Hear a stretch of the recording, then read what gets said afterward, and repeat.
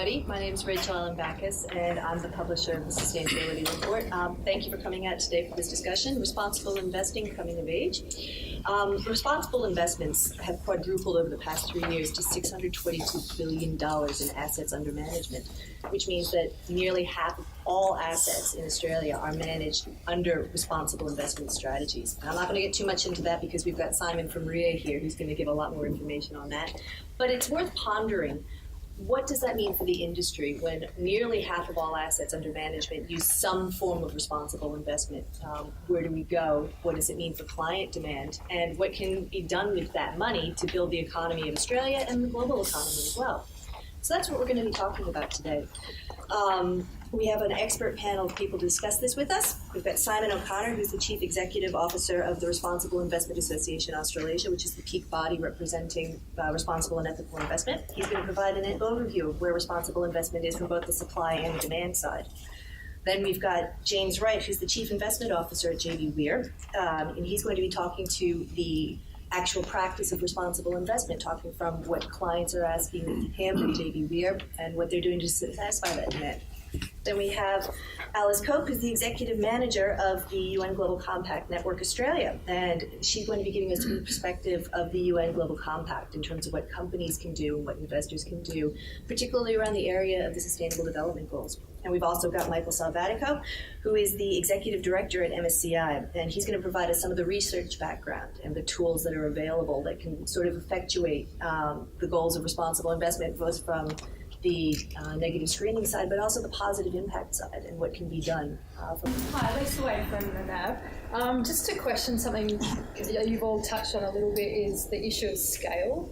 I think, Simon, you talked about $3.5 billion in green bonds this year for Australia. That's actually only 3.5% of the world total volume this year, which is very small relative to Australia's size. I was just wanting to get some feedback from you guys on what you think we need to do to go to the next level in terms of scale.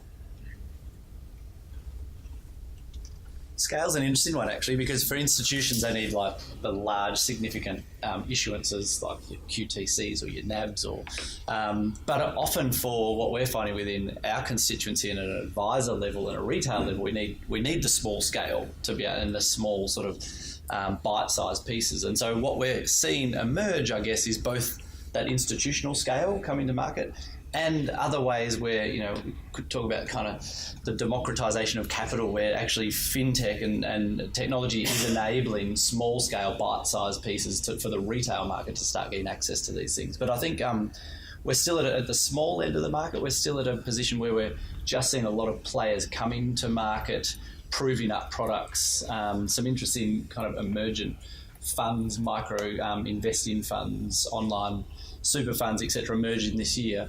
But so we kind of need scale at both ends if we're really going to unlock all the kind of capital that is desiring exposure to these areas. So yeah, that's a thought on it. So I guess if I'll break it down into high net worth individuals and for purpose organisations, high net worth individuals, that they probably will start to allocate a percentage of their asset allocation towards this, and it's fair to say we haven't done that yet. It's sort of captured under an alternatives area, but as the industry builds and as we get more momentum, we will start to allocate. Sit down with our clients, and if they say they want to start making a positive impact, we might have a sleeve of that asset allocation discussion that says, let's allocate 5 or 10% to socially impact investments. So again, it's using the asset side of their balance sheet as opposed to the expenditure side. That conversation is not far away, and we're starting to have those with some certainly high net worth individuals. The for purpose organisations is really interesting. Those that are actually providing services out in the market, they see their job as a very conservative asset allocation, very conservative investment. We want the income because we want to do the good work over here.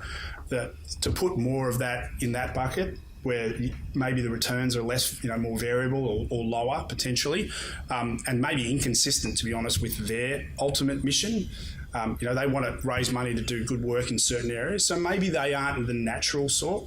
And then they've got the religious base, potentially, where they do have a sort of an endowment style, and that will align with their mission. So there's probably a number of different categories in our client base, but I think as it becomes more mainstream, we will start to bifurcate that asset allocation conversation that says something more like, we're going to have this much in Australian equities, and 5% of that might be in investments which are specifically designed for social impact.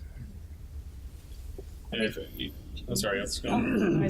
I think from the company side, there need to be a greater expectations, very clear expectations set from across a whole range of stakeholders, whether that be civil society, whether that be government, but also investors, because we know that when investors are asking questions of companies, we hear about that and we know that that's driving different decisions within companies in relation to a lot of these issues. So I think being able to create the demand is really important, and investors have a really big role to play, because that certainly flows through in terms of what we're hearing from the company side. I think the other gap that we're working on, and I think others are working on, and Simon, you've touched on as well, is really being able to communicate, measure and communicate impact, because I do think that that's still something that is holding us back a little bit in terms of going to scale. If we could better measure and report what impacts we're having or what risks we're avoiding, I think that would also help us go to scale. So there's a lot of people doing a lot of work in that space, including the Global Compact, but that will, I think, help as well. Yeah, to add to that, when I think about scale, I think about the different asset classes, and so if you're talking about scale in fixed income in general or equities, scaling responsible investing into those areas, I think the tools and the investment strategies are there. Equities has been covered for the last 10 years through I think the strength of the principles of responsible investing. Fixed income, I've been on the fixed income panel at the UNPRI since 2013, and probably that's a bit slower in terms of the take up, but it's definitely the discussion started around fixed income. We're starting to see fixed income tools come out. So MSCI partnered with Barclays, so it's now the Bloomberg, because they acquired Barclays, so Bloomberg, Barclays, MSCI fixed income sustainable indexes. Don't want to say that too many times. But that's now being used by investors in Australia to benchmark or their investment strategies against. And that's when I first saw that, I thought it was a bit of a no-brainer, because there's a lot of the super funds who've gone out and they've rejigged their SRI proportion of their funds to be more aligned to investors' needs, and that's focused mostly on the equity side, and they haven't done much about the fixed income side. So now there's no excuse; those tools are there. To go back to the communications part you were talking about a little bit, Alice, and to go back to something Simon said in his introduction, this has been a really active AGM season. Simon talked about the BHP bulletin vote on the Minerals Council. There's the upcoming vote at Woolworths on human rights in the agricultural supply chain. And then, last week Judith Fox at the RIA conference pointed out that Harvey Norman had darn near close a first strike vote on its REM report, and Mr. Norman himself had about a 10% swing against him in his director reappointment. What does it mean that investors are more willing to use the proxy as a way of communicating with companies? And what does that mean for expectations on fund managers, and what does that mean for the companies themselves and the way that they do their business? So I'll open that all up to all of you. Yeah, sure. Do you want me to start? Look, I think we had our national dialogue on business and human rights a couple of weeks ago, and this came up on our CFO panel. I think there's obviously space and appetite for investors in relation to using their holdings to really actively engage, and certainly doing so through shareholder resolutions can absolutely drive change. But there is, of course, that whole spectrum of engagement, and some of the reflections from the CEOs and CFOs was ideally you'd start with engagement and you'd do a shareholder resolution if that hasn't worked. But there is absolutely a hunger and a space, and the law is there for investors to use if they don't feel they're getting traction or on a particular issue. And it certainly does make boards look at the issue.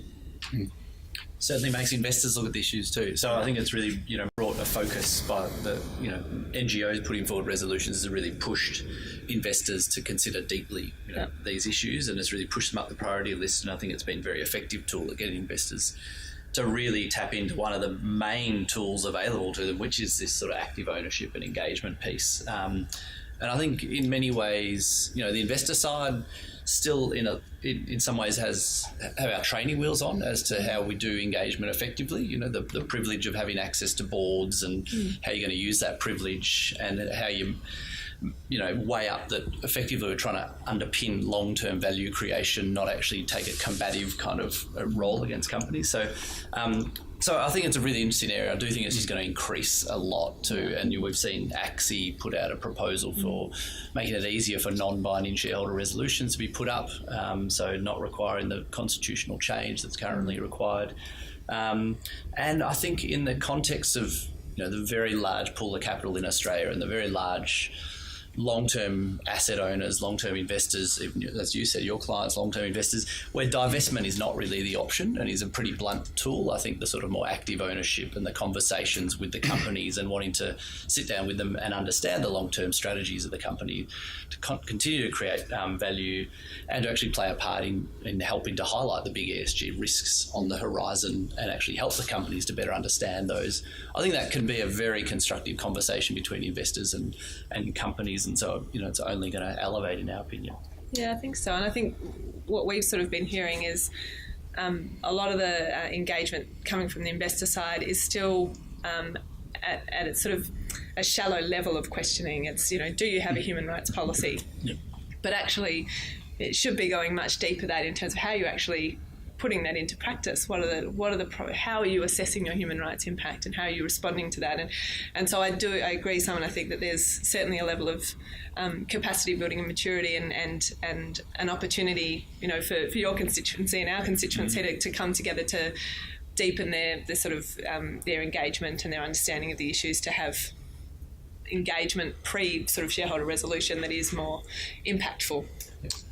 I think from our perspective, we manage about $45 billion in Australian equity, so we get to see all the CEOs and get to ask the questions we want to ask. And up until probably our MSCI partnership, we were asking them, do you have a policy? That's nice, thanks, tick. And we probably weren't going to that second or third level of questioning.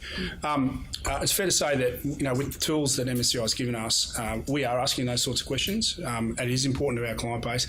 And despite the fact that we are long-term holders, being probably the largest single investor in the Australian equity market, I can't think of too many other organisations with more Australian equities than us. Traditionally, what's happened is CEOs have treated retail as this rabble of interesting people, but they'll be long-term holders and they won't agitate. We've got to be very respectful of the institutional grade asset managers, as I used to be once upon a time.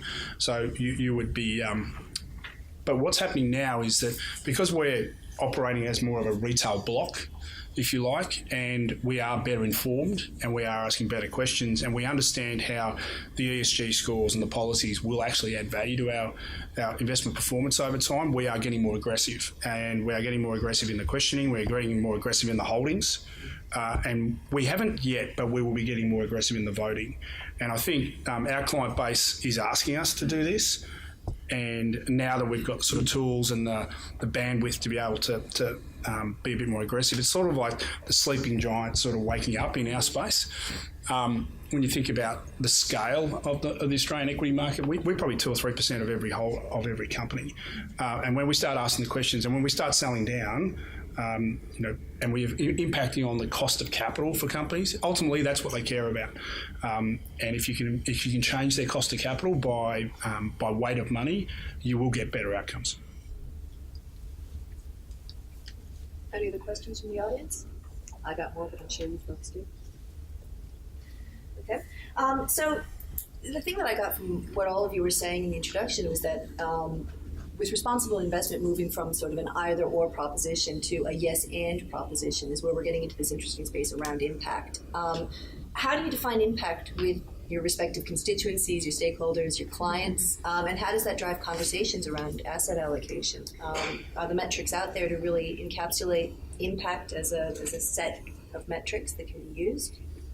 to you first, James. Yeah, look, I think we're in a unique position. I think the industry is a little bit different to us. Because we manage high net worth individuals, we have very close relationships with our clients. We speak to them one-on-one. We probably have 8,000 clients that we could speak to directly and get a real sense of what they want to do with their money. So what sort of investment returns they want to enjoy, which industries they don't want to invest in, and whether they want to start to play in the impact side. So we can have that one-on-one dialogue, and knowing our client base really well and knowing what deals are coming up and what's being worked on, we can actually position for those sorts of things. I think the broader industry where it's all going digital, the financial advisor will hardly know anyone. It's very hard to say, as a client set, I'd like to tick, these are the sorts of social impact investments I would like to make, because they're never going to actually speak to anyone. And to be honest, when you've got, we may move to a situation where retail, the average super balance is under $200,000. $200,000. So you might be able to say, look, I'd like to invest for maximise my returns, but I would also look at, a list of these sorts of social impact bonds. But it's very hard to scale that up. But we can do it, client by client. I think we would start from the premise of acknowledging that every capital allocation decision has an impact. Every investment being made by a super fund or investor, a retail investor or whatever, already has an impact. So I guess it's about saying, well, what do you want from your investments? Are you looking to, where at that spectrum of impact are you looking for? Because I think for a long time the impact investing conversation's been stuck in a very small sort of 2% of my portfolio is going to go into impact investing. But I think what we're really keen to encourage people to think about is that the other 98% of your portfolio has an impact too, and maybe lighter impact. It might not be impact first, it might be impact second or third. And there are lots of ways of kind of managing that, from exclusions, avoiding harm, to tilting to overweight particular listed equities. You might want a bit more exposure to certain industries, etc. But I think first and foremost, people need to know what they're looking for from their portfolios, and then understanding that impact exists everywhere. And from that, there's a responsibility for us all to sort of consider as to where we're investing, whether that is in a social impact bond or just across a global index. And I think what's nice here is that we can get the better metrics, the better information to start really understanding where that impact lies, and then starting to change the dial a little bit and say, I want a bit more towards renewable energy or whatever it might be. And I think then we can sort of start getting a bit smarter with how we actually align that impact. But I think it's about knowing what impact you're looking for and acknowledging that is everywhere across your investments. Mm. And then that also includes, Simon, the decisions you make where you don't invest or you divest. So, in a way you're having an impact there too. So I think the tobacco companies have felt this quite strongly. And if you ever get the chance to hear Bronwyn King from Tobacco Free Portfolios talk about her experience of being invested in tobacco companies, even though she worked at the Peter MacCallum Cancer Institute, you kind of get this example of how a lot of people are invested in indexes that include tobacco companies without knowing. Just a broad question. In terms of what you're seeing in the non-negotiable space, so you've got tobaccos and weapons, and we've heard about those for quite a while now. What are you seeing in terms of research or even the responsible investment space? People are just saying, what, we've taken a stance and that's not right, or the research is indicating longer term risk, we're just not going to do it. Yeah, it's a good question in terms of mentioning risk as one of the starting points. So what risks are people identifying?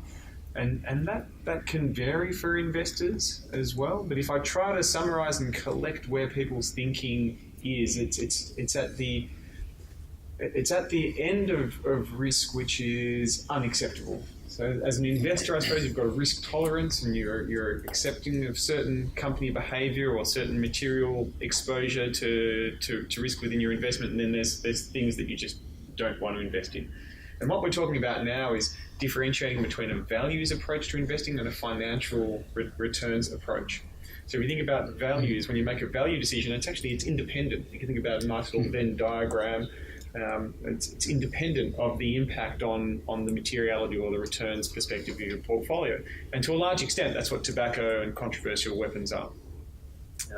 We cover another 15 or 20 different business involvements, everything from genetically modified organisms to contraception.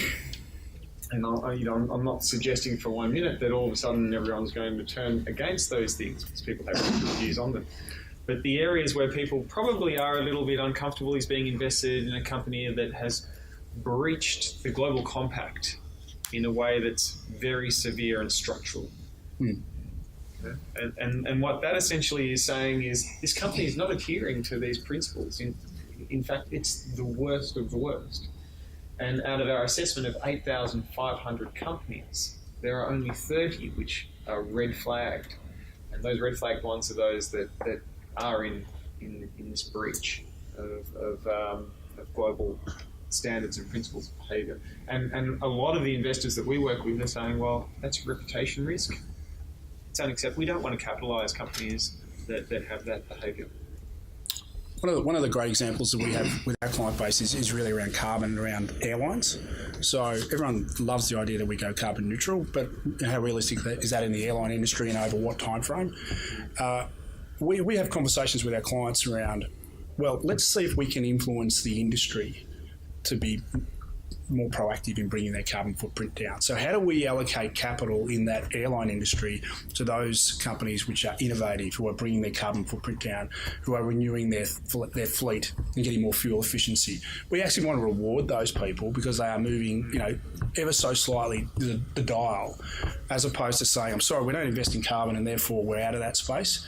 And so, it is I keep saying it's a client by client conversation for us. The more information you have, the more questions you've got to ask yourself, which is interesting. We all say, yep, we can list a few industries where we wouldn't invest in. I keep coming back to tobacco. That's mine.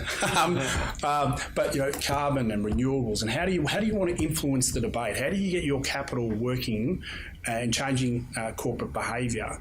And we make it known that we're not investing in you because, this company over here has a better use of carbon or has a better use of, is actually following the principles, or they scored better. And we want them to know that it will affect how easy they get capital from us and whether we stay longer and those sorts of things. And that's ultimately, getting people to change their behaviour is probably what we want. Simon, you've been developing some tools about that with RIA in terms of providing a way for people to filter their values and match it to an investment. And then, Michael, you were saying in your presentation as well that you now rate the funds on their performance on some of these metrics. How should funds be looking at this alignment with their clients or with potential clients? And what is demand telling us about where the industry should be going? So good to both of you two, in particular, though. Do you want me to start with how it's done and then you start with what it means, Sam? Great. I think that's probably a good way to go. In terms of how we work with clients, I touched on this before, clients, asset managers. So about a year ago, we said, okay, we've got a lot of information on companies and we can find sources of the holdings of asset managers. Right? As I said, there's around 26,000 managed funds that we have access to. So we take this information and we just crunch the portfolios and we find different metrics. And we have over 100 different metrics that we assess these fund managers on. Now, the reason I say 100 metrics and not, we highlighting the best fund is because this is information about the fund's exposure to ESG risks. And the best fund will depend on the investor's requirements, what the investor wants to see. So it's for me as an ex-quant, it's information that you can use to make a better investment decision, to better assess the managers that you're invested in. And so I think it's important that in the name of transparency, in the name of providing information, that all asset managers should be out there contributing their holdings to Thomson Reuters Lipid database. And they can do that with confidence because there's 26 other thousand funds who've done it before you, so they've shown the way. And in doing so, you're putting yourself into that discussion with your clients. Just on that point though, so we allocate about $4.5 billion out to other fund managers. And we demand their full list of holdings. Now, it's not from we'll protect their intellectual property. We're not posting it off to our clients, but we want to see what they own and we will run it through your database. So we don't actually have to wait for them to fully disclose. Right. And to the extent that they're not showing us and we can't fully articulate what our position is to our clients, then we will divest of those fund managers. So we're putting a lot of pressure on them in terms of we want the full access, and we'll put it through the system, but it will influence how much money they get from us. Yep, and interestingly, Morningstar rates Australia as the worst country globally on our transparency of portfolio holdings. Out of 30 major markets around the world, we're the worst, and so it's an excessive sensitivity in this country we have to that portfolio disclosure. We certify investment products, and as a requirement of that, you must provide publicly your full portfolio holdings. So we've had to walk through a number of fund managers to get them comfortable with the fact that it's okay. The world's not going to, the sky's not going to fall in.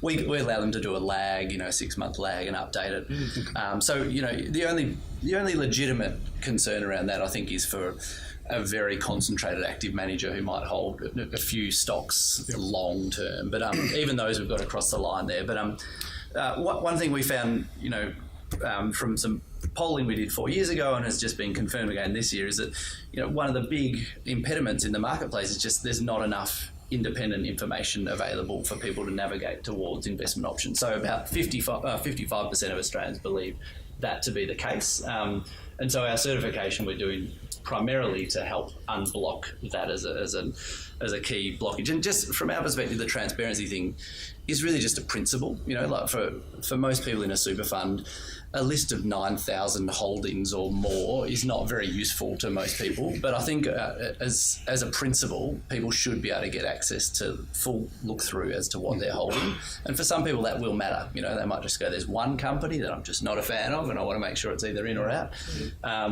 And so, we believe that's really strongly that needs to be supported, and we should be pushing that in this market a lot. So, I just wanted to know what the space is for businesses in the future to start discussing more nuanced social, especially issues. Like, for example, child labour is widely condemned, and rightly so. But, for example, if an underage, the eldest child, for example, is the main breadwinner for their family, making them unable to access work often pushes them into far worse situations. So what's the space for businesses to start talking about that? It's a bit more risk.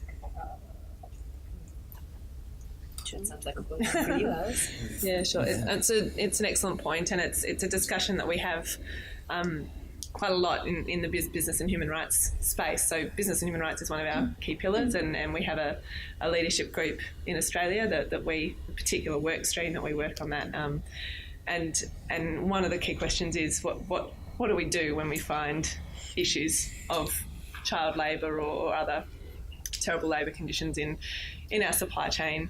In full recognition, the most mature companies absolutely recognise that just walking away is generally not the right thing to do, but to actually proactively engage and address the issue in different ways. So it's a very current discussion at the moment with businesses, and one that's, I think, just going to keep building, particularly with the likely introduction of the Modern Slavery Act next year. So we've been having that conversation for some time with our companies, but there are a lot of companies still out there who have really never thought all that much about human rights before, who are now going to be forced to with the new legislation, and that is an absolutely critical question. What do we do when we find this? Because walking away is often has an even worse human rights impact than staying and trying to fix it. From a research perspective, Michael, is the data granular enough on some of these metrics to allow for that nuanced approach or to support a nuanced development of a policy? Yeah, so we're certainly looking at it from a policy perspective and understanding what global best practice looks like in terms of managing issues such as child labour, slavery, and assessing companies based on their behaviour from a controversy perspective. But that does rely on the behaviour of the company being reported. So it's a bit different from a deep dive assessment where we go in to look at the company from a ratings perspective, and so generally what you're looking at on the controversy side is when something negative has happened and you're assessing that. So I often say to people that If you think about the scale of how we assess a company in controversies, we have, green flag companies, yellow flag, orange flag, and red flag. And while you can definitely point at the red flag companies, and by definition, they're bad behaving ESG companies, you can't point at the green flag companies and say they're good. Because maybe they're just companies which nothing bad has been reported. And I think building on that, we, within the business and human rights space, if you look at grievance mechanisms, which is something that companies should have in place, where people that are impacted can actually raise issues, trying to sort of take a purely quantitative approach to understanding the issue doesn't necessarily work, because 0 complaints to a grievance mechanism might mean you're doing great and you don't have issues. It could mean that your grievance mechanism just isn't functioning. Yeah. And so it is a space where it is very difficult to just give a number or a score to these sorts of issues. But there was this year the first pilot of the Global Corporate Human Rights Benchmark, which is seeking to actually benchmark companies on their human rights performance. And its first pilot phase this year benchmarked 98 companies in extractives and agricultural sectors, and perhaps one other sector. And they're now reviewing the methodology and just getting feedback and doing some consultation so that they can refine it. But the plan is to benchmark the Financial Times 500 companies on their human rights performance. So we're seeing attempts at it, but there is absolutely a need to understand the nuance and the complexities, and it comes back to that point around making sure that you're not just asking, do you have a policy, but how are you implementing that policy, and what are you doing when you find an issue, and how are you responding to those issues. And I mean, just on... We've talked about where we started from. We've talked a little bit about where we are right now, but in terms of the future, if I can just go down the panel and ask, either what do you see as the biggest challenge that needs to be unblocked, or what do you think the biggest potential is for future? So I might just go straight down the panel on that one. Me? Yeah. Okay. Starts off. Well, so the research we put out last week showed that 9 out of 10 Australians already expect that their superannuation investments are managed in a way that's responsible and ethical. 55% said that they would switch, they're considering switching over the next 1 to 5 years. And I think the other really staggering one was that 4 in 5 Australians would move out of their superannuation or investment fund if they found that it was operating in a way that was inconsistent with their own values. So I think what we have here is a massive risk, actually, as well as a massive opportunity to engage your clients. This is becoming one of the best ways to engage clients on an otherwise pretty bland kind of topic for most Australians, financial literacy, financial services, etc. So we have a great opportunity to really find deep engagement with clients if we can do this stuff really well. And I think the thing that's going to distinguish the advisory community, for example, is those who can actually relate and bring together the values piece plus the investment piece. And I think actually for financial services more broadly, it's essential that we find ways to come to terms with bringing those two together. So I think, and then the risk side of that is what we had in New Zealand about a year ago, where all of a sudden the front page of the national newspaper is saying that all the default KiwiSaver funds are invested in tobacco and cluster munitions, and all of a sudden you've got federal police investigations into fund managers, you've got parliamentary questions, you've got 60% of the industry switching within 4 months to exclude these industries. So I think we don't want to be left in that position where we get exposed to be holding harmful stocks, companies, activities, because we know enough today to know that knowing your clients' best interests, all of these issues that are fundamental to our industry, should be informed at least by responsible investment, and we should be sort of embedding that and not waiting for our clients to opt in to an ethical fund, but actually knowing that as a baseline this should be incorporated in all the services and products we deliver for clients. Look, for me, I think it's just a bit of a snowball. The things are sort of rolling down the hill, and they're going to just get faster and faster. I think with the amount of data that we can now collect, and with the digitisation and the use of that data, we're going to have clients, ultimately investors, will have much more power to be able to control how their money's spent, where their investments are going and what they're doing with them. And I think that's inevitable. It may not suit products. But it might certainly I think it's going to suit our business, where our clients are, literally by issue, they want to influence things. So, I think that for us, it's just going to be a lot of work to make sure that we've got the data, we analyse it properly, we engage with our client base. Could be that the industry fact finders go from what is your tolerance for risk to what do you think about these issues and how would you like your money invested as well. That'd be interesting. Complex for our business, but I'm sure we'd get there. But I do think it's inevitable. The momentum is just gathering speed. I would just say that I think it's really critical that we're looking to embed these issues across the economy and not silo them in particular products or funds. So that's a reflection of what Simon said, but also just the influence that the investment community has can't be underestimated. When you raise questions with companies, it often drives them to platforms like ours to come and sign up, to commit, to learn, to share, and to start getting this right. So just an encouragement to strengthen your questions and build your engagement. I was madly trying to think of another word to invent for you. But I think the word is replacement. And that's what I see the future as, and that's replacing the discussions about financial aspects of your investments and making those discussions about the impact of your investments from an environmental and social perspective.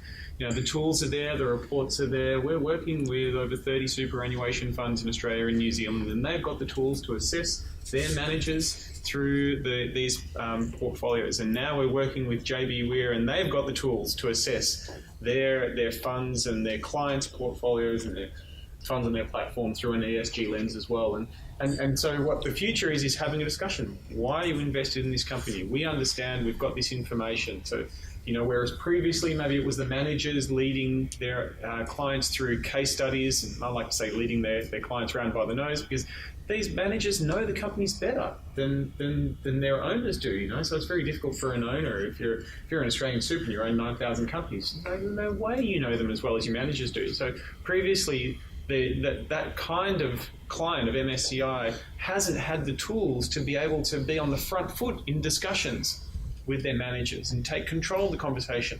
We looked at the portfolio and these risks concern us based on the values that we see in our investments. And so, this is something that will continue to grow as part of that review of your managers and then the organisations being able to communicate that. I mean, I'm thinking from JBWere's perspective, being able to communicate it to your clients, being able to communicate it externally, look at what we're investing in, look at what it's doing.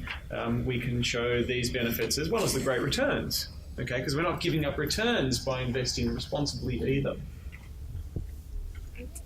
Well, I thank you very much for your time today, and please join me in thanking our panelists, Simon O'Connor of Wright,